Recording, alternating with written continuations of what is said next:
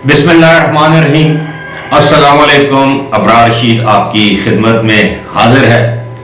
और उम्मीद है कि आपकी ईद अच्छी गुजर रही होगी और अल्लाह से दुआ है कि सब मुसलमानों की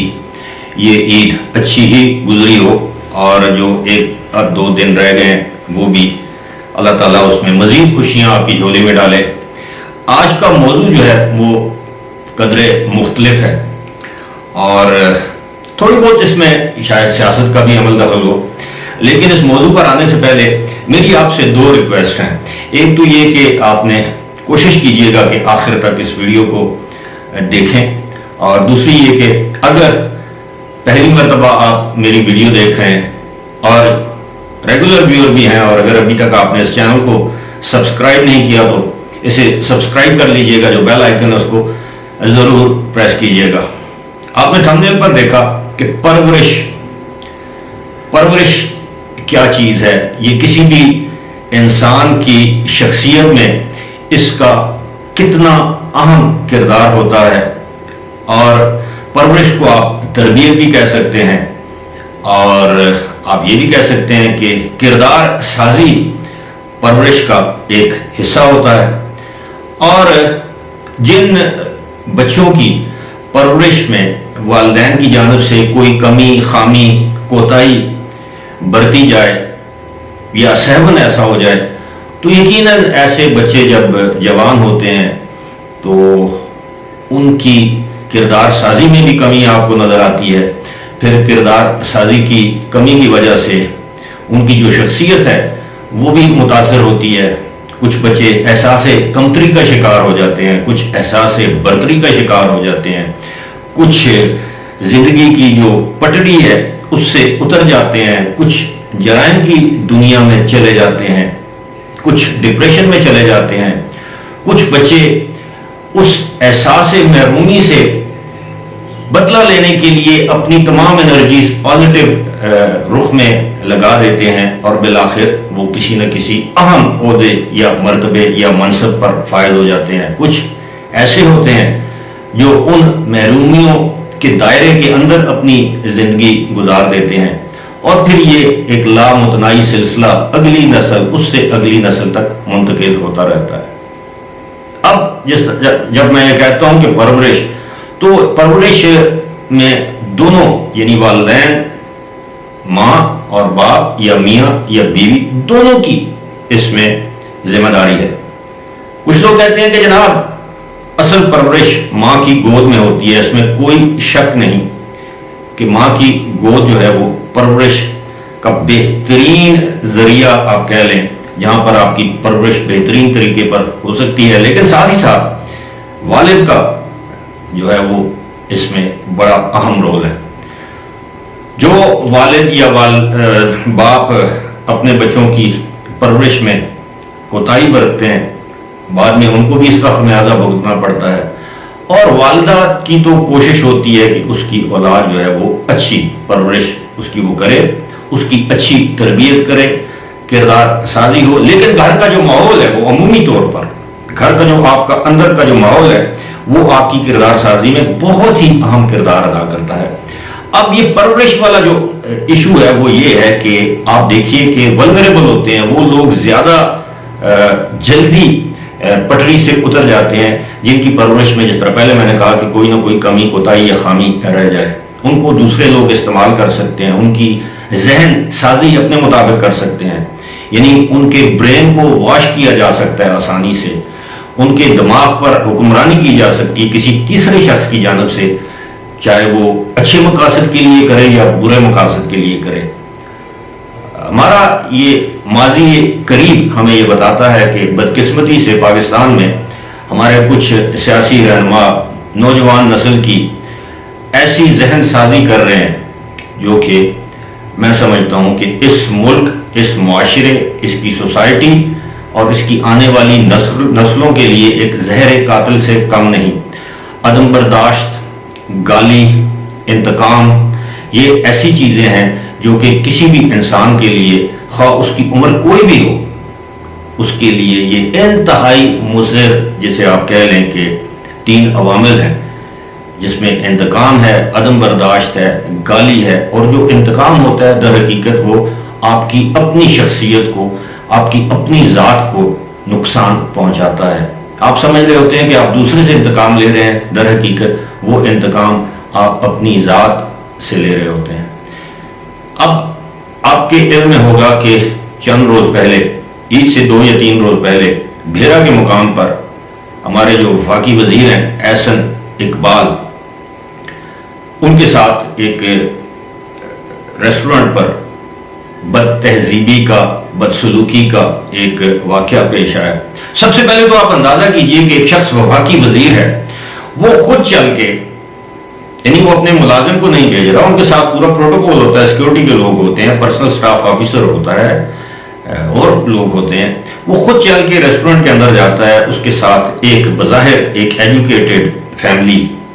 ان کے ساتھ بدتمیزی، بدسلوکی کرتی ہے، ان کے خلاف چور چور کے نعرے لگاتی ہے۔ اب احسن اقبال کے بارے میں آپ کو بتاؤں کہ احسن اقبال کو لوگ پروفیسر احسن اقبال بھی کہتے ہیں، کہ وہ پڑھاتے بھی رہے ہیں اکنامکس۔ اور دوسری بات یہ ہے کہ احسن اقبال کی جو والدہ محترمہ تھیں، وہ پاکستان میں جو سیاستدان گزرے ہیں ان میں سے ایک انتہائی معتبر نام تھا، ان کا نام تھا نثار فاطمہ زہرا، اور ان کو لوگ ان سے محبت سے کہتے تھے آپا نثار فاطمہ۔ آپا نثار فاطمہ جو ہے وہ پاکستان کی جو اسلامی نظریاتی کونسل ہے اس کی وہ رکن بھی رہی ہیں۔ آپا نثار فاطمہ ایک ریلیجس اسکالر تھیں، پاکستان کی قومی اسمبلی کی وہ ممبر بھی رہی ہیں، اور سب سے بڑھ کر یہ کہ وہ ایک ایسی خاتون تھیں جنہوں نے آپا نثار فاطمہ گرلز ہائی اسکول کے نام سے بچیوں کے لیے ایک ہائی اسکول بھی قائم کیا۔ اب آپ اندازہ کیجئے کہ احسن اقبال اس خاندان سے تعلق رکھتے ہیں، اور ماضی میں ہم نے دیکھا کہ 2017 کے اندر جب ان کے خلاف خام خواہ میں ایک کیمپین چلائی گئی کہ خدا نخواستہ نعوذ باللہ وہ کوئی توہین رسالت کے مرتکب ہوئے ہیں، تو آپ کے علم میں ہوگا کہ ان کو گولی ماری گئی ایک جلسے میں، اور خدا نے ان کی زندگی رکھ لی، اور پھر بعد میں ان کے سیاسی مخالفین نے یہاں تک کہا کہ جناب یہ سب بکواس ہے، کوئی گولی نہیں لگی۔ اس طرح کے واقعات بھی ہمارے سامنے ہیں۔ تو بات ہو رہی تھی احسن اقبال کی، احسن اقبال نے کوئی ری ایکشن نہیں دیا، بلکہ ان کو سمجھاتے رہے، ان سے کہتے رہے کہ ایسا نہیں کرتے، اگر آپ میرے ساتھ دلیل سے بات کریں۔ لوگوں نے کہا کہ یہ پی ٹی آئی سے تعلق رکھنے والے لوگ ہیں یہ۔ اب اس پر افسوس کا مقام یہ ہے، اگر احسن اقبال جاتے تو ان کے ساتھ سیکیورٹی گارڈ ہوتے ہیں، پولیس ہوتی ہے، وہ وفاقی وزیر تھے، وہ کوئی بھی اس خاندان فیملی کے خلاف ایکشن لے سکتے تھے، لیکن انہوں نے ایک پریس کانفرنس سے خطاب کرتے ہوئے کہا کہ وہ قانونی حق ضرور رکھتے ہیں ایسے خاندان کے خلاف ایکشن لینے کے لیے، کیونکہ اگر آپ کسی کا راستہ روک رہے ہیں، کسی کے ساتھ بدسلوکی کر رہے ہیں، یا کسی کے معاملات میں، ذاتی نجی معاملات میں دخل در معقولات جیسے ہم کہتے ہیں، دخل اندازی کر رہے ہیں اور اس کی تصدیق کر رہے ہیں سر عام، تو یہ قابل دست اندازی پولیس ایک جرم ہے۔ اور اب دیکھیں کہ خواتین تھی پڑھی لکھی بظاہر، اور وہ ایسا کر رہی تھی، اور ان کے بچے، ان کا ہسبینڈ، احسن اقبال نے کہا کہ میں کوئی اس پر قانونی کارروائی نہیں کروں گا، البتہ یہ کہوں گا کہ دلیل کی بات کی جائے، ملک کو اس طرح کے فساد کی جانب نہ دھکیلا جائے۔ ہوا کیا؟ پریس کانفرنس انہوں نے کی، لیکن پی ٹی آئی کے ہمارے چند رہنما انہوں نے اس طرح کی ٹویٹس کی کہ آپ برقع پہن کے باہر نکلیں گے، اب آپ کو لوگ نہیں چھوڑیں گے، لیکن لوگوں کو مزید اکسانے لگے، بجائے اس کے کہ پی ٹی آئی کی جانب سے اس طرح کے بات کی مذمت کی جاتی کہ کل اس طرح کا واقعہ پی ٹی آئی کے چیئرمین عمران خان کے ساتھ ہو سکتا ہے، کل اس طرح کا واقعہ کسی اور پی ٹی آئی کے رہنما کے ساتھ ہو سکتا ہے۔ کوئی علم میں ہوگا کہ اب عدم برداشت جس کی میں بات کر رہا تھا اس حد تک پہنچ چکی ہے کہ اگر کوئی نون لیگ کا متوالا یا سپورٹر ہو جس طرح پی ٹی آئی کے ہیں، تو کل کو کوئی نون لیگ کا کوئی رہنما، پی ٹی آئی کا کوئی رہنما کسی ریسٹورنٹ میں بیٹھا ہے اپنی فیملی کے ساتھ، اور لوگ جا کے اس کو برا بھلا کہیں، تو ظاہر ہے کہ پھر ٹیٹ فار ٹیٹ ہوتا ہے کہ آپ جیسا کریں گے ویسا بھریں گے۔ ہم اس کی حمایت نہیں کر سکتے، ہم اس طرح کے واقعات کی مذمت کرتے ہیں اور کرتے رہیں گے، چاہے کسی سیاسی رہنما کے ساتھ ہو۔ اگر آج آپ اپنے سیاسی مخالف کو چور کہنے پر آپ تالیاں بجائیں گے تو کل لوگ آپ کو ڈاکو کہیں گے، تو پھر دوسرے لوگ تالیاں بجانے پر مجبور ہوں گے کہ جی آپ نے جیسا کیا ویسا بھرا۔ لیکن ہوا کیا کہ ان کے اس رویے کے باعث، احسن اقبال کے اس رویے کے باعث گزشتہ روز وہ فیملی احسن اقبال کے گھر نارووال گئی اور وہاں انہوں نے جا کر باقاعدہ ان سے معذرت کی، شرمندگی کا اظہار کیا اور کہا کہ وہ اپنے کیے پر شرمندہ ہے، وہ ان سے معذرت کرتے ہیں، جو کچھ ہوا وہ انہیں نہیں کرنا چاہیے تھا، آئندہ وہ اس سے اجتناب کریں گے، بلکہ دوسرے لوگوں کو بھی ایک لیسن، ایک سبق دیا کہ ایسا نہیں کرنا چاہیے۔ اب یہ ہوتا ہے آپ کا کردار، یہ ہوتی ہے آپ کی کردار سازی۔ اب احسن اقبال کی والدہ نے ان کو جو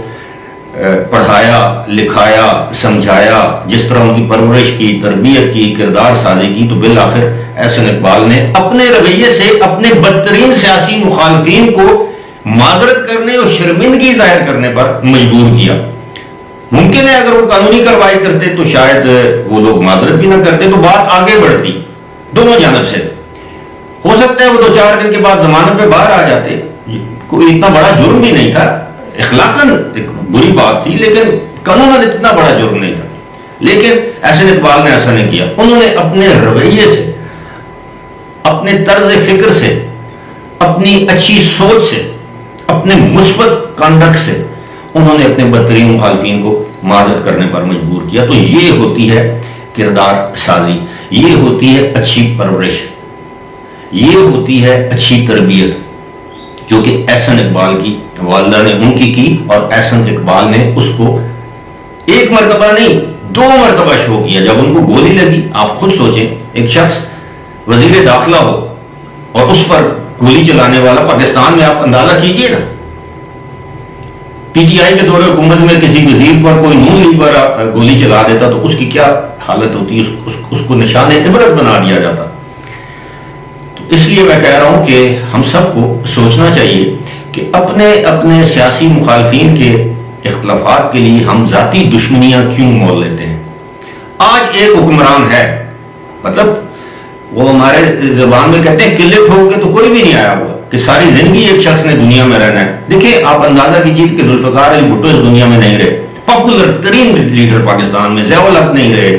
اور کتنے بے نظیر بھٹو نہیں رہی، اور کتنے نامی گرامی سیاستدان اس پاکستان میں تھے، آج وہ یہاں پر نہیں ہے۔ تو کل اگر عمران خان اس دنیا سے ایک نہ ایک دن کو جانا چلے جائیں گے تو کیا عمران خان کی خاطر آپ نسلوں تک یہ نفرت کے بیج بوتے رہیں گے دوسرے لوگوں کے خلاف؟ ایسا نہیں ہونا چاہیے۔ کیا آج شہباز شریف وزیر اعظم ہے تو کیا یہ تا حیات جب تک زندگی ہے وہ وزیر اعظم رہیں گے؟ ایسا نہیں ہو سکتا۔ اور کیا یہ ساری انہوں نے اگلے جہان نہیں جانا، یا دوسرے جو سیاسی رہنما؟ لہذا اسی لیے میں کہتا ہوں کہ اپنی اولاد، اپنے بچوں کی اچھی پرورش، اچھی تربیت کیجیے کہ تاکہ آپ مر بھی جائیں، آپ اس دنیا سے چلے بھی جائیں تو لوگ آپ کی اولاد کے اعمال کی وجہ سے، آپ کو اچھے اعمال کی وجہ سے آپ کو اچھے الفاظ میں یاد کریں۔ اگر ان کے بد اعمال ہوں گے تو لوگ آپ کی اولاد کے بد اعمال کی وجہ سے آپ کو بھی برے الفاظ میں یاد کریں گے کہ وہ کیسا شخص، کیسی والدہ یا کیسا والد گزرے ہیں، جو کہ اس دنیا میں ایک راندہ درگاہ، ایک دھتکارا ہوا، ایک بدکماش بچہ، اولاد یا اولادیں چھوڑ کر گئے ہیں۔ اس بارے میں ضرور سوچئے گا۔ فی الحال مجھے دیجیے اجازت، خدا حافظ۔